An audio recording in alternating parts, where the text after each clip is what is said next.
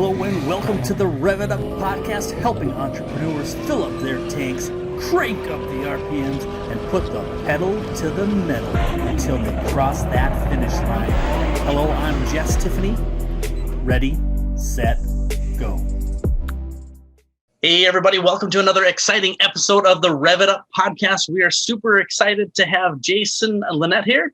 Jason is a hypnotic influence expert who helps entrepreneurs and business owners to close more premium sales. As a certified professional hypnotist, Jason has dedicated nearly 2 decades to helping clients harness the science of positive persuasion, strategies to quickly and easily rewrite negative thought patterns. He reveals the secret of hypnotic communication and shares specific business influence systems. They will help you supercharge your business growth. And with that, I'd like you to welcome Jason to the show today. Hey, so good to be here. Thanks for having me. So, Jason, before I get too far into it, where do people find you online so they can, get in touch if they have questions for you?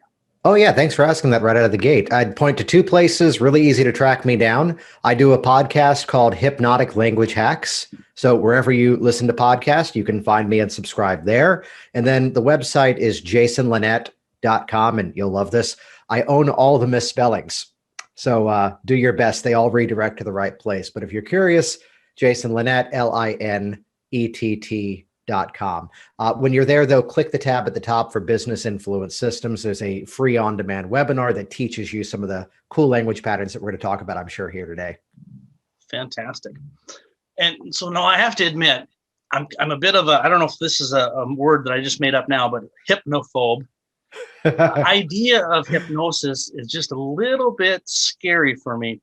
I'm okay with a brain surgeon going in there, but for some reason a thought surgeon I'm having trouble with. So could you tell us a little bit about that process and maybe it's not as scary as I think it is? I like that term, hypnophobe. I've heard before hypnovirgin all the way to hypnojunkie.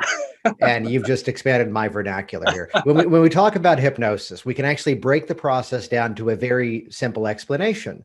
And we refer to it as that bypassing of that critical awareness of the mind in spite of that conscious awareness. So let's simplify that, though. Easiest example, you could be driving in your car. You could be thinking of everything other than driving your car, and you still end up where you would like to go.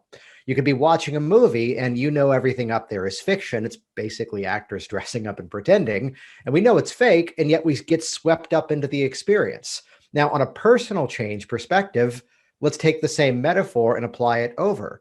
I work a lot with people who are business owners who have issues with public speaking. And maybe here's the person who knows that their business can change people's lives. They have success stories already, yet put them in front of a crowd. And in spite of that conscious awareness, they're shaking, they're nervous, they're anxious. This applies even over to personal change, where here's the person who's got this emotion that they know isn't hunger, but they're eating in response to it. So we kind of begin that conversation with that disconnect, where my job with hypnosis in terms of personal change is to create that better alignment between thoughts and actions. Now, the update to this is that the same methods that I spent over the last dozen or so years professionally helping clients one-to-one, we've tapped into how to actually now share those with business owners and entrepreneurs to let their communication become even more hypnotic, even more influential, to have people wanting more from you even before you make that offer. Okay. Wow. So basically you're kind of just, massaging the narrative a little bit to fit the goals. I think there's a funny story, and it's a personal change one that is my favorite illustration of this, that the map of the process, someone was coming into the office back in the day for a personal change. And this guy was coming in. There's a long history in terms of hypnosis helping people to quit smoking.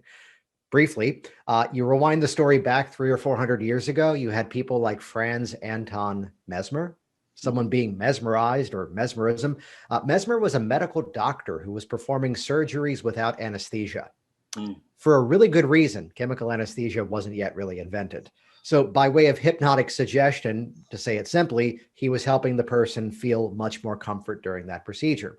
So the guy came in, we talked about his history in terms of the smoking habit. We talked about what he would like to achieve now that he's going to be free of it. And I briefly explained, here's what hypnosis is, here's what it isn't. Now, right as we were about to begin, this is where I go off of your phrase of massaging the information. Suddenly the tone in the room shifted. He points his finger at me and he goes, "Yeah, but you're just going to persuade me today."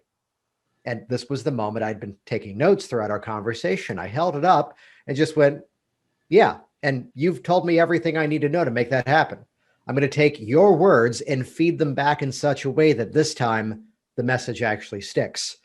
And I've kept up with this guy. It's now been about 7 or 8 years, hasn't smoked since. Wow. So it's all about language. It's all about stacking that influence and putting the right words in the right order to move towards that mutually desired outcome. Okay. Can you explain kind of how the whole brain thing works? Like why the connections like that work? Yeah. So we often talk in terms of it. Again, let's throw a little bit of an update into this. I'm going to use the word metaphor. We talk in the metaphorical model of conscious or unconscious mind, which I say metaphor because, well, point to your conscious mind, point to your subconscious mind. These are theoretical concepts, which my best description as that is give us another 100 years, we'll have more up-to-date terms. We would often talk about the conscious mind as everything rational, analytical. We'd also throw willpower into that it's only as good as really that burst of adrenaline. Now, if we talk about the metaphorical structure of the subconscious mind, now we're talking about habits, behaviors, and specifically as we talk about business, emotions. So this is where so often there's all this work around people make decisions emotionally. And then what happens is they then connect into their mind and come up with logic and reason after the fact to ratify the emotional decisions that they've made. So as soon as we have this knowledge, now the disclaimer to everything I share is that we're always, again, moving towards that ethical mutual outcome. As long as it's a fit, let's keep the sales processes going. If it's not a fit, then we find the polite way to exit out or make another recommendation for that specific person. So this is where we can start to point that language to the emotional triggers as to why that person reached out to us in the first place.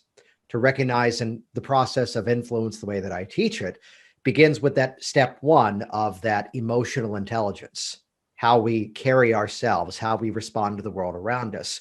It's only then to the second phase that we talk about calibration. How is it that we now can build that dynamic bond between us and other people? And as much as I'm the guy with the podcast Hypnotic Language Hacks, it's not until the third phase that we then get into specific hypnotic words and patterns. These are the influential language patterns that if we feed the right ones in at the right time, we can get a better result. And then to bring it all home, the fourth step is then of applications.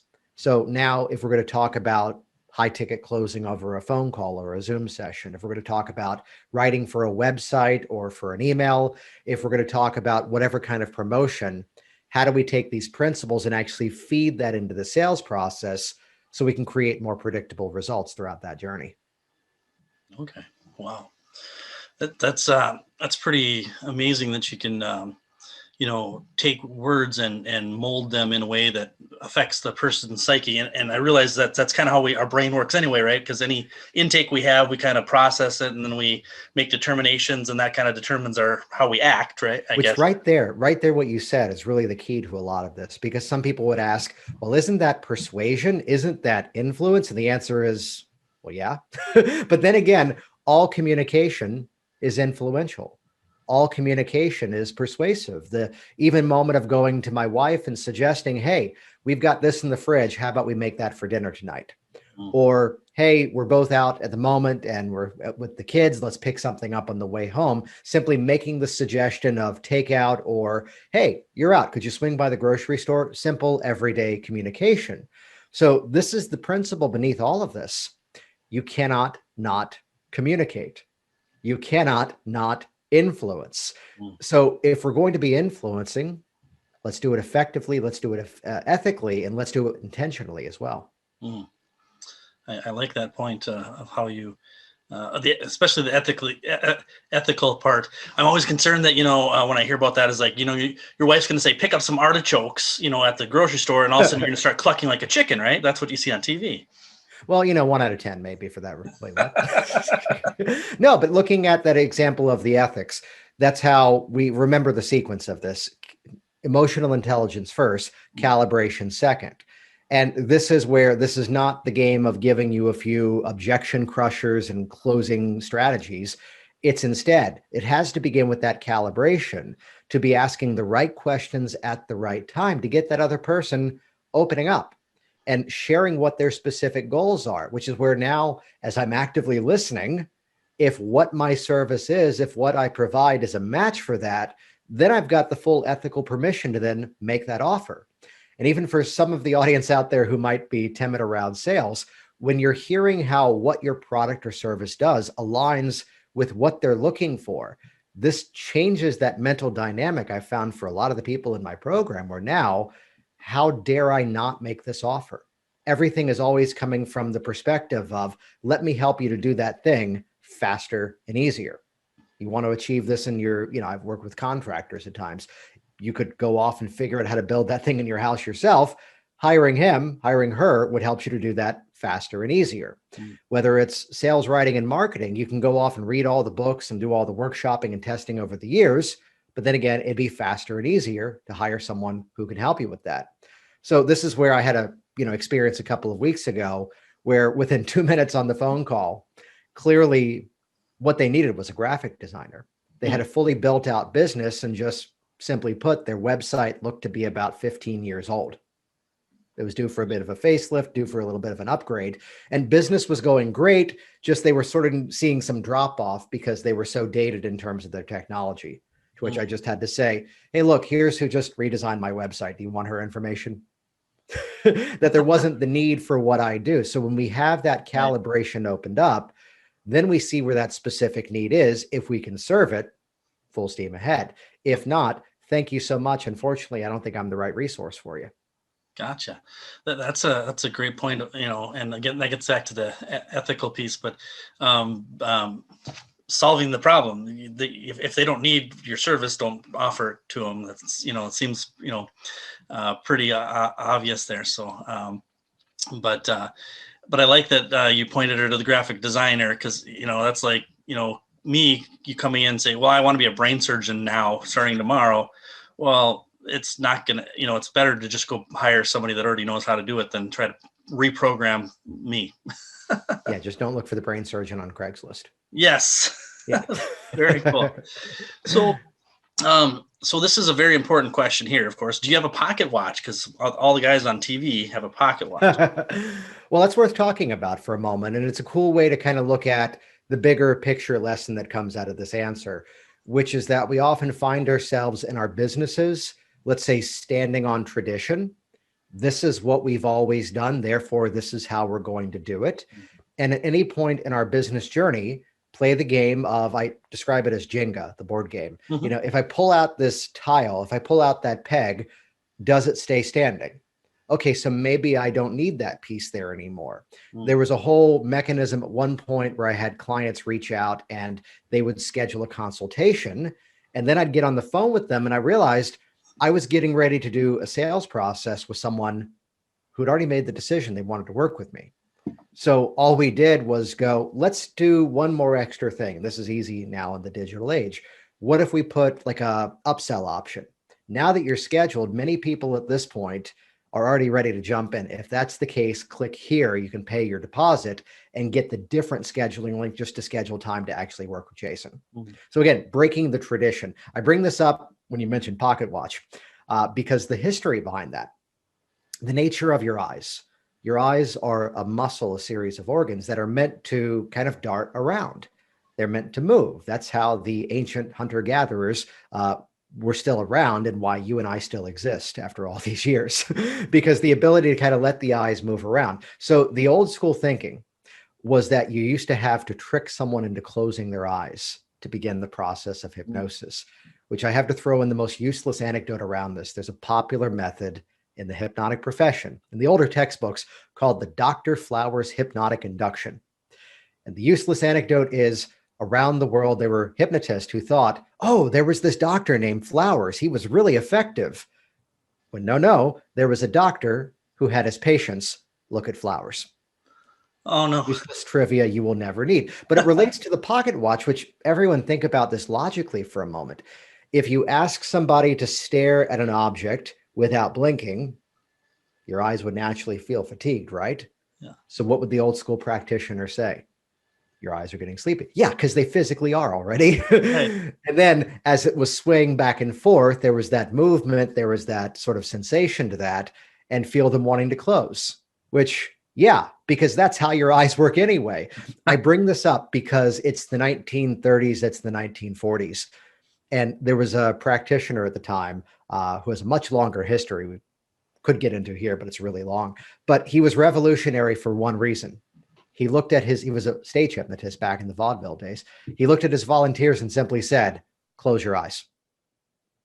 And he cut 15 minutes in the props out of the work, which again, there's a really cool business lesson that comes out of that. How much of what we're doing, we look at that old 80-20 principle. How much are we doing because that's what we've always done? What happens if we remove one component of the business? And trends change over time, of course.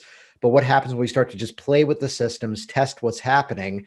And even if here's, let's say, an automated campaign for bringing in new clients or bringing in new product sales, if it's working, to play the game of what happens if we change this up?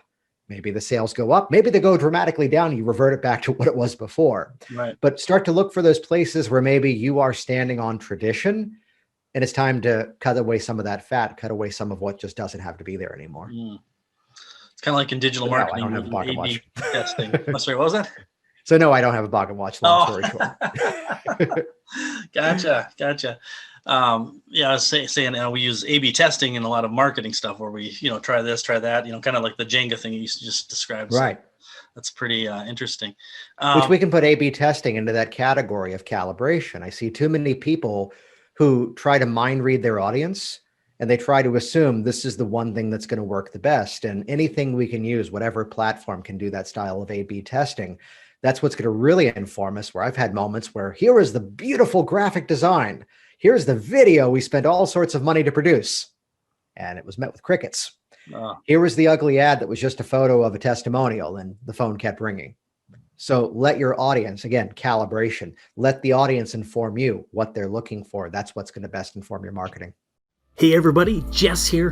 What if I could help your company find over $100,000 in hidden revenue streams in less than an hour without spending an extra dime on advertising or marketing? Reach out to me at cardzap.thebumpcard.me. Check out the video on 5 steps to profit and also reach out and we can have a conversation. Thank you. Very good. Very good. And so could you tell us like one success story you've had with a business owner that really just might help us to see the big picture? Yeah, I'll share a specific story and let me actually teach the formula that's inside of this story, which would be that we all love the situation of under promise, over deliver. Yep. When we buy something or we invest in something and it gives us so much more than what we were expecting. I put the word systems towards as much as I can, because if we can break down the system, if we can find the code inside of something, then we can easily duplicate that system. So under promise, over deliver. Here's how. If you sell people what they want, and in the process of delivering what they want, give them what they need. There's the formula right there for under promise, over deliver. Now, there's the foundation for this linguistic pattern, which doesn't have a fancy name, but the mathematical thing I'm about to share explains itself. It's not just about X, though we are going to X. It's also about Y so that you can Z. And this is a pattern that sets the buyer up for that under promise, over deliver. And also what I found with this pattern is it helps people to stand out in a crowded marketplace. So the story that comes to mind, and suddenly I had 3 people in 1 week call for the same issue. And this one guy had the right idea, though. They were all credit repair specialists. You've missed a payment on a credit card, you've moved and some bill doesn't transfer over, and your fault or not, whatever reason, your credit score has dropped because something was missed. And there are companies you can hire. Again, you can do it on your own, but it's faster and easier to hire the professional. There are companies you can hire that basically you sign a waiver, sort of a, license rights that someone else can reach out on your behalf. They go off, they talk to the creditors, they get the score fixed. Standard service. One of the guys I spoke to, he goes, I've discovered a problem with my service. People keep coming back, which in most businesses is a good issue. In his line of work, it meant he wasn't fixing anything. Let's give the negative paraphrase. They got into trouble with their credit. He fixed it, but really he only put a Band-Aid on the issue because they got into trouble again and came right back. To give this guy credit, he went off and did all sorts of coaching training. And what he was looking to do originally was to go, now that I've worked with them as the credit repair specialist, how do I now upsell them coaching? And the solution was, rather than wait and offer it later, let's embed it at the beginning of the process. So now the equation became everyone else was just going to fix your credit. He was going to create a solution. Remember the pattern from before. It's not just about X, though we are going to X. It's also about Y so that you can Z. Here's what we scripted for him. It's not just about repairing your credit, though we are going to repair your credit. It's also about changing your emotional mind connection to money so that you never need a service like mine ever again. Mm. As soon as he landed that statement at the right time in that sales conversation, again, everyone else was a commodity. And even better, yes, his rates were significantly higher, in addition to the fact that here is this ongoing coaching. But now what happened was he had changed the parameters. He had changed the filters as to how someone was shopping for that issue. And ethically speaking, they couldn't go back to the other option of, let me just throw $150 at this person, they'll fix it, because they're realizing that's not the real issue in the first place. To round this out, here's another example. I worked with a contractor at one point that people were shopping based on just the numbers. And as soon as he could connect, again, people make decisions based on the emotions. It's not just about renovating a space in your backyard, though we are going to renovate a space in your backyard. It's about designing that entertainment space so that your family can build traditions and have the opportunity to connect even better throughout this pandemic. Mm. So he was building outdoor entertainment spaces, grills, and different sort of built-in seating and different sort of stonework as well. Everyone else from that point forward was a commodity. He understood why they had called him in the first place. He connected himself appropriately to the emotions. So that pattern, again, it's not just about X, though we are going to X, it's also about Y so that you can Z. So while we're at it, it's not just about giving you a few clever hypnotic language patterns, though I am going to give you a few clever hypnotic language patterns. It's about understanding the emotional mind connection journey that your buyer is potentially going through so that you can design the sales process to best fit their goals. So they're ready to buy before you even make the offer. Wow, that's powerful. It really gets down to that big picture and then how that makes you feel, not the bricks that get you there. Right, exactly. Otherwise, again, they were shopping based on this price versus that price. When he goes, the end result was, he goes, my clients used to kind of nitpick the contracts. The same way that we were talking to a contractor a while ago. We're in the process of selling our home and had to replace something in the home. And I'm going to use this drywall because it's a better quality. And we just responded, okay. And he paused and he goes, wait, what? He goes, usually people want to haggle that. I'm like, well, you said it was a good quality and there's a reason why we hired you. Because the same person many years ago had to replace a bathtub. And the experience was, do you want this? Do you want this? I'm like, just make it look the same. Just make it not leak on our kitchen table down below. It's like, thank you for not, again, going through and kind of micro-tasking the job. It's like, well, we hired you because there was that trust there. And again, by reverse engineering a sales process, this is what we naturally do anyway. I just help people to do it on purpose. That's powerful. So you mentioned trust just a second ago in the sales. So in the sales process, how would you recommend somebody gain trust if it's like a first time call, where they haven't previously researched the company? How do you kind of use your skills to kind of create that trust right away?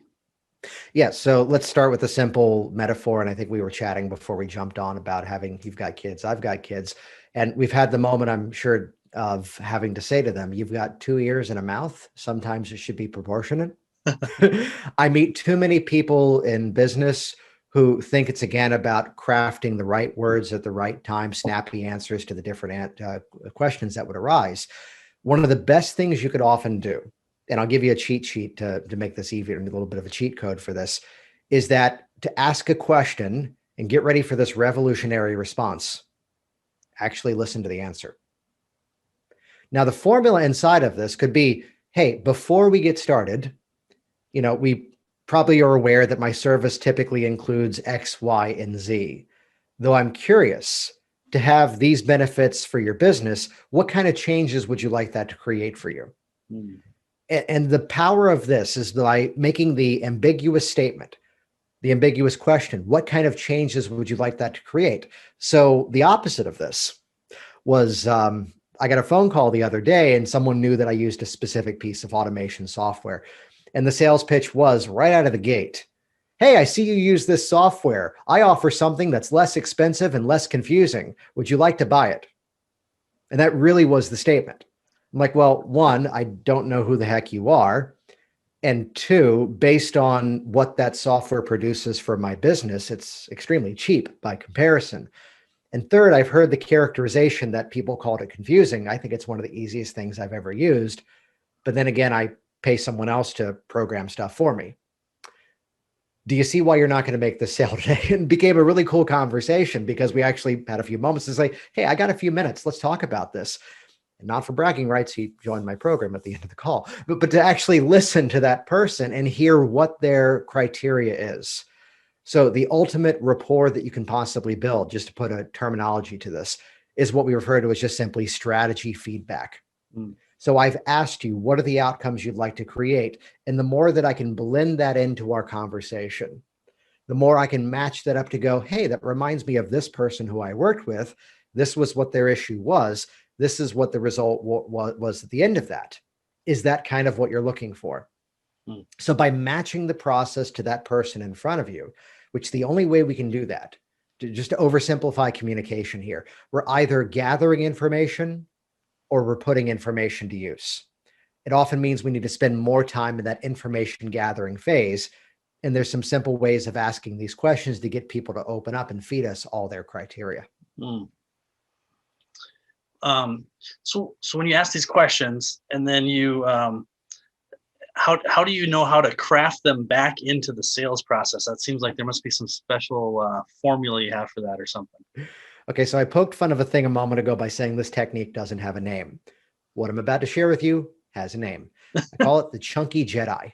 Oh, okay. Just because that just sounds so good. Chunky Jedi. It's the new Ben & Jerry's ice cream.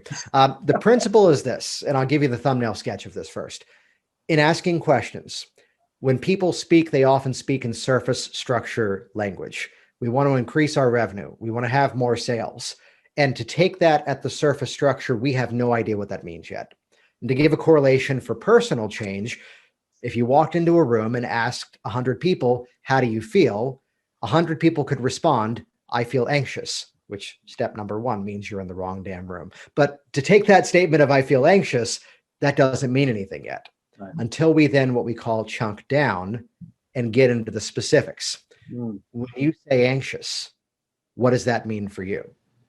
Now, by asking that follow-up question, you could get 100 different responses in terms of the subjective experience of an anxious feeling for those 100 people, which even without this becoming a hypnosis and hypnotherapy certification program, if someone says, it feels like this weight is kind of pressing down on my chest, you can imagine how the hypnotherapeutic work might be clients in hypnosis and simply visualization and imagery. And now imagine as if you can feel that weight lifting away, getting lighter and lighter like a balloon filling up with airflow. So they've given us the map into the problem, which gives us the map out of the problem. So chunking down, we want to increase our revenue. Well, what specifically do you mean by that? That's a chunking down question. To chunk up is to go into value-based statements. So the easiest way to do this, to chunk down, what specifically do you mean by that? To chunk up to a value-based statement, the question can often become, what's that going to give you? And to feed back everything we've received along the way, to have that greater revenue, what's that going to give you? Oh, just more peace of mind. Well, yeah, but to have that peace of mind, I think I know what it means when I hear that, but I'd love to hear it in your words. That way I can best help you today. When you say peace of mind, what does that mean for you? Oh, just better financial security. Okay, well, just so I'm sure I've got this right, when you say financial security, what does that mean to you? And what usually happens here is the person will pause and kind of often revert into a story or something personal. And here's a exchange I had a little while ago. He said, financial security. What does that mean for you? And suddenly there was that sort of pregnant pause. And he responds, growing up, it's not that we were poor, but I can remember there's a lot of things that we didn't do. And now that my business is successful, I need to have better ways to keep that momentum going. And I scrapped my way through college. I worked a whole bunch of jobs, and I want my kids to learn a good work ethic through college, but I'd love them to have the safety net that they didn't have to deal with all the loans like I did. So by keeping this going, I can better prepare my family and just have that peace of mind that whatever happens, they're taken care of. Which, which here's the chunky Jedi moment. You allow another pause and just simply drop the statement. And that's why you called me today, isn't it? And that's why we're having this conversation today, right? And they're already nodding exactly as you are right now. And the simple pivot at that point becomes, so the way that we can work together is we start with a plan of this many appointments. I'm going to give you this digital library, which let me show you inside. The investment is this. And I love the moments. I've got a good friend who I love his closing statement. People love closing lines. This is his. So what do you want to do? Non-salesy, non-pushy, very organic. But it's because, again, we've hit the right points in that conversation that now they see the value. Now we're ready to move that relationship forward. Wow. That's powerful stuff you gave right there. Wow. That's money right there for a lot of people. And that's why I'm on this podcast today, isn't it? It is. Yes, it is. See how we did that? That's the other thing. It's encouraging having fun with this. Let it become a game to realize, again, so much of our language. There's a quick story to this years ago that a friend of mine went to someone else's workshop, and the whole thing was, she goes, yeah, but I haven't had time to practice it. And I got to respond, everything we're doing here is based upon effective communication. So again, back to the influence statement from before. If we're always going to be communicating, let's always communicate towards the desired outcome. If we're always going to be influencing, let's do it appropriately. Wow. There's so much value here right now. So my next question was going to be talking about revenue, how to get your revenue up, but you already went and told me the whole answer. So, because this is the Rev It Up Revenue podcast. So you already jumped and answered my next question. So. Well, I'd share a personal thing here, which is this is a dynamic change that I made in my business a number of years ago, which is the magic of, let's just call it a hybrid approach, where the benefit now becomes I can better maximize my time and the time of my clients, my students, whomever I work with, where now whatever category someone ends up working with me in, because we're in the modern digital age, the question of what are those things that I do consistently? What are those things that I may do with everybody? There's a principle of influence here called that if you explain something in advance, it's education. If you explain something after the fact, no matter how well you do it, part of the brain hears it as an excuse. So the better we can onboard our clients, our students, our whomever we end up working with, is where we can start to educate them even further. The benefit becomes, in terms of time management, that's now something I don't have to do. Even people who work with me one-to-one inside of a consulting process, I tell them in advance, I'm going to give you the digital program and have you be a part of that community as we're working together. Because respectfully, you don't want to pay me to teach you the step-by-steps of things that I can give you a video of. Here's why. If it's examples of coming up with scripting for videos to let them become more influential, watch the training material. And then between now and the next time we meet, script out a bunch of examples. This way, as we connect on the actual consulting call, we can do that punch-up work. We can get even more specific. And this is a formula that I've seen time and time again work for nearly every business. Even the contractor I told the story of before, there's a whole set of instructions he used to get on the phone and explain. And what he did at one of the last calls that he went to was he just pulled out his smartphone and walked around and just kind of narrated to go, okay, so if you've got the water set up over here, make sure the actual faucet is undone and go ahead and unravel that. That way that's out of the way. He made that set of instructions once. Now that's an asset that he gives, even to the point, the biggest lesson I ever learned from this was that I had LASIK eye surgery done about maybe 7-8 years ago. And there was an amazing lesson that came out of the story. And I went, I have to do that in my business now. First of all, there was some really cool production to this. They tell me, we're going to have you sit in this room and watch a quick movie that explains the entire procedure. Then the doctor will come in and talk to you about it. So they put me in this room and I'm watching this video, which production value, as the doctor's face is fading out in the same exact spot on the screen, an astronaut is fading in, talking about how the LASIK changed his life.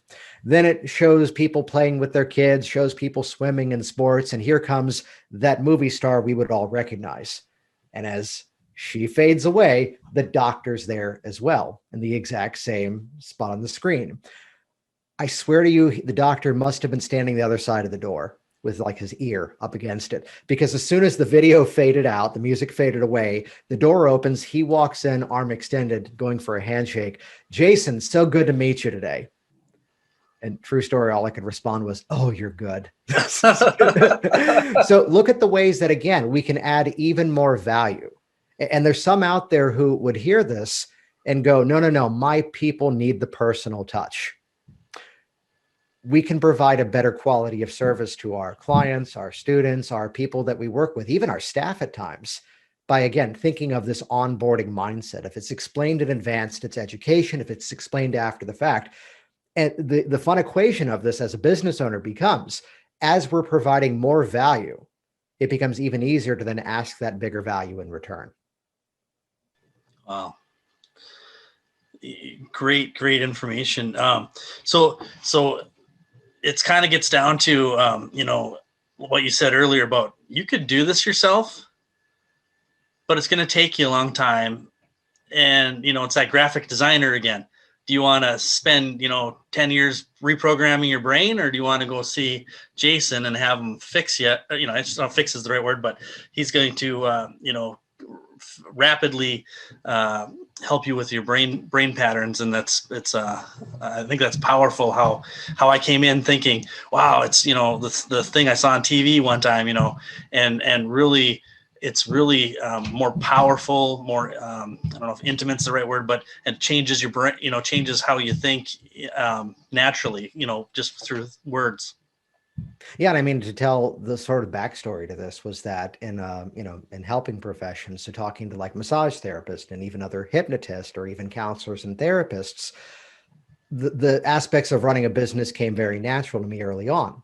So that's where those communities were reaching out and going, can you show us how you're running your business? So I started to teach those communities, here's how I was doing client acquisition. If I was doing videos for a website, here was the thought process behind the scripting of what I said in terms of an outline. We're not just reading a verbatim script, but here's the thought process. So by the time I make the offer, they're already wanting it. The happy accident was that a number of clients in terms of personal change were reaching out, and here's the one again for public speaking. And it's the second time we met, and this is back when it was in person, second time we met, and she comes in with like a little binder. And I'm like, what's that? She goes, it's my presentation. Could you look at it? I'm like, okay. She goes, well, I saw that video of you at that conference in Vegas where you were talking about scripting the opening of your presentation so people actually stay. Like, oh, okay. And we suddenly started doing this work in terms of this story's great, but instead of telling it in the past, bring them into the experience, open with the story to sweep them in and draw them in. Here's how we can onboard the expectation. And this is where, again, you ask the question of revving up the income, goes back to something we've already talked about. Listen to your audience. They're going to tell you exactly what they need, which is where in recent years, making that pivot to not just working with people one-to-one in terms of personal change, but instead, how do we level up that influence and get the messaging right so that audience is dialed in? Nice, man. That's good. Well, Jason, could you go back to where we were at the beginning and just let people know, where to find you, to reach out. I know I could ask you another 150 questions, but it's just been amazing what you've shared with us so far. So yeah, if you could just remind them where to find you. Yeah. And thanks again for that opportunity. I'd mention, if you want to hear more like this, I do the Hypnotic Language Hacks podcast. Anywhere you can find podcasts, do a search, it'll pop up right away. Head over to Jason Linett, jasonlinett.com. Again, don't worry about the spelling. It'll just redirect to the right place. But once you're there, though, let me point one specific place once again. On jasonlinett.com, click the tab at the top for Business Influence Systems. That'll give you access to an on-demand webinar, which will teach you what I call the video influence system. 7 simple steps to follow every time you go on camera, whether it's a Facebook Live or a static page video for a website, to again have a formula to deliver that influence and have that audience wanting more. Again, you can grab that at jasonlinett.com. Oh, fantastic. Well, thanks again. Hey, everybody, I know you got a ton out of this just like I did. And I just can't say enough how appreciative I am to have you here, Jason. And anyway, make sure you like, subscribe on the next episodes, and we'll see you at the next show. Thanks again.